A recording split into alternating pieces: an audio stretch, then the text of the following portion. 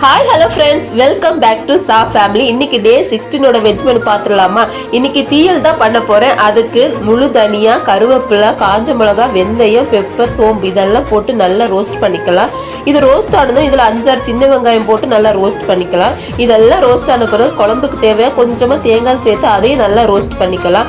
அப்புறமா நான் ஒரு ஃப்ளேவருக்காக குழம்பு மிளகாத்தூளையும் சேர்த்து கொஞ்சம் ஃப்ரை பண்ணிக்கலாம். இந்த மாதிரி நல்லா ரோஸ்ட் ஆகி வந்ததுமே நம்ம அரைச்சி தனியாக எடுத்து வச்சுக்கலாம். கொஞ்சம் மஞ்சள் தூள் சேர்த்து அரைச்சி தனியாக வச்சுக்கலாம். அப்புறமா வெண்டைக்காய், பூண்டு, சின்ன வெங்காயம், கத்திரிக்காய், கருவேப்பிலை இதெல்லாம் சின்ன சின்னதாக கட் பண்ணி வச்சுக்கலாம். இதெல்லாம் போட்டு தான் நம்ம இன்னைக்கு தீயல் பண்ண போகிறோம்.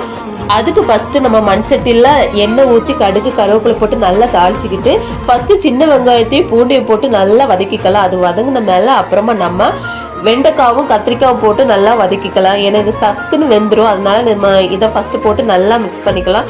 அப்புறமா ஒரு தக்காளியை சின்ன சின்னதாக கட் பண்ணி போட்டு அதையும் நல்லா வதக்கிக்கலாம். நம்ம போட்ட வெஜிடபிள்ஸ் எல்லாம் நல்லா வதங்கி வந்த பிறகு நம்ம ஆல்ரெடி அரைச்சி வச்சுருக்கோம்ல அந்த மசாலாவே இதில் சேர்த்துக்கலாம். சேர்த்துக்கிட்டு குழம்புக்கு தேவையான தண்ணியும் அப்புறமா புளிக்கரைசலே சேர்த்துக்கலாம். புளிக்கரைசலை சேர்த்துக்கிட்டு நல்லா மிக்ஸ் பண்ணி விட்டுடலாம். அப்புறமா நான் இதில் நம்ம குழம்புக்கு தேவையான உப்பு சேர்த்துக்கிட்டு ஒரு ஃப்ளேவருக்காக கொஞ்சமாக முருங்கைக்காவும் இதில் சேர்த்துக்கிறேன். முருங்கைக்காவை சேர்த்துக்கிட்டு நல்லா மிக்ஸ் பண்ணி நம்ம நல்லா கொதிக்க விட்டு எண்ணெய் பெரிய அளவுக்கு எடுத்தோம்னா நம்மளோட தீயல் ரெடி. இது எங்கள் ஊரில் தீயல்னு சொல்லுவாங்க. மற்ற ஊர்லலாம் இது புளிக்குழம்பு காரக்குழம்புன்னு நினைக்கிறேன். ஓகே ஃப்ரெண்ட்ஸ், இன்னைக்கு நம்மளோட வெஜ் மெனு என்னன்னா ஒயிட் ரைஸ், நல்ல கம்மன்னு தீயல். அப்புறமா எங்கள் ஊரில் இது கிழங்கு மயக்குனதுன்னு சொல்லுவாங்க. டேஸ்ட் நல்லா இருக்கும். இது மஷ்ரூம் ஃப்ரை. இது அப்புறமா அப்பளம்.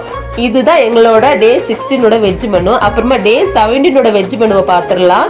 டே 17க்கு சிம்பிளாக நான் ஒரு தக்காளி சாதமும் அப்புறமா கத்திரிக்காய் ஃப்ரையும் தான் பண்ணியிருக்கிறேன்.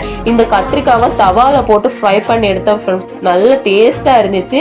ஃபைனலாக நம்மளோட டே 17 வெஜ் மெனு இதுதான் ஃப்ரெண்ட்ஸ். தக்காளி சாதமும் கத்திரிக்காய் ஃப்ரையும் தான். வீடியோ பிடிச்சிருந்தா லைக் பண்ணி ஷேர் பண்ணி சப்ஸ்கிரைப் பண்ணுங்க ஃப்ரெண்ட்ஸ். பாய்.